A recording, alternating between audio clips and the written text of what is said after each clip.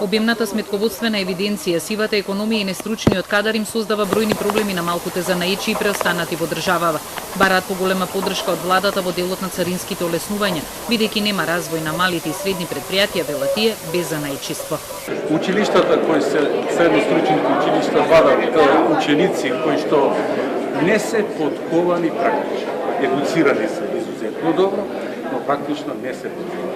Ние како работодавачи по година и пол дена и правиме трошкови ги плаќаме, а за возврат не добиваме ништо.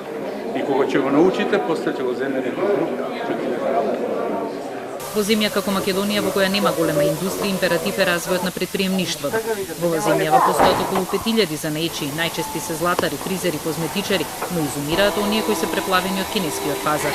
Занаечи не се бутиците што продаваат, и занаечи не се тие што ставаат ракија во чаши. Занаечи се тие што произведуваат. Треба да разговараме малку повеќе со родителите.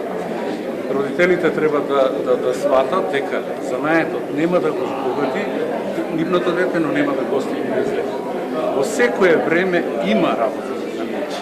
Поради ваквата состојба исчезнуваат самарџиите и лопинчарите, но не достигаат педагози, паркетари, електричари и часовничари. За најуспешните занаечи и денеска за прв пат до 35 години беа доделени мајсторски дипломи. Ама вакво дали имаш, ама не со цвечки.